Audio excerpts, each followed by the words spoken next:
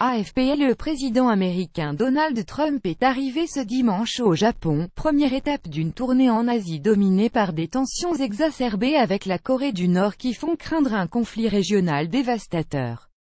Trump a atterri en milieu de matinée sur la base militaire américaine de Yokota située à une quarantaine de kilomètres à l'ouest de Tokyo. Il a été accueilli par le ministre japonais des Affaires étrangères Taro Kono. Ce premier voyage de plus de 10 jours en Asie du président Trump, le plus long dans la région d'un chef d'État américain depuis un quart de siècle, intervient après des mois de surenchère verbale entre Washington et Pyongyang, dont le programme nucléaire avance à grands pas. Après Tokyo puis Séoul, Trump doit se rendre en Chine. Il participera ensuite au sommet de la paix au Vietnam et de l'ASEAN à Manille. Le président américain a dit ce dimanche prévoir aussi de rencontrer le président russe Vladimir Poutine pendant ce voyage en Asie.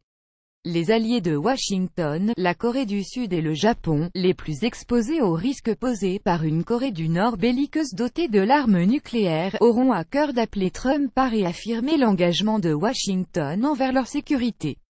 Vendredi, des bombardiers supersoniques américains, accompagnés de chasseurs japonais et sud-coréens, ont mené un exercice conjoint dans l'espace aérien sud-coréen, tandis que les services de renseignement de Séoul ont averti, selon les médias locaux, de la préparation possible d'un nouveau tir de missile par la Corée du Nord.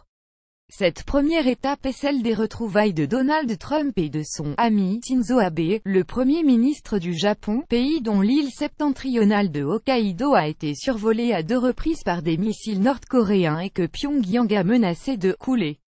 Avant de partir, Donald Trump a lancé à la Chine, partenaire traditionnel de Pyongyang, que le Japon pourrait selon lui prendre les choses en main si la menace nord-coréenne n'était pas traitée. Le Japon est une nation guerrière et je dis à la Chine, vous allez vous heurter à un gros problème avec le Japon très bientôt si vous laissez cela continuer avec la Corée du Nord, a-t-il affirmé jeudi sur Fox News. Dialogue avec la Corée du Sud. Washington craint que la Corée du Sud n'engage des discussions secrètes avec le Nord, tandis que Séoul s'inquiète d'une possible frappe militaire unilatérale américaine sur Pyongyang. Trump parlera devant le Parlement sud-coréen mais ne se rendra pas, contrairement à nombre de ses prédécesseurs, sur la célèbre zone démilitarisée DMZ, la frontière avec le Nord. Le voyage a été préparé par le secrétaire à la Défense Jim Mattis, qui avait averti fin octobre la Corée du Nord que « toute menace contre les États-Unis, leur territoire ou leurs alliés recevrait une réponse militaire, effective et écrasante ». Mattis avait néanmoins assuré que la diplomatie restait « le mode d'action préféré des États-Unis pour résoudre la crise ».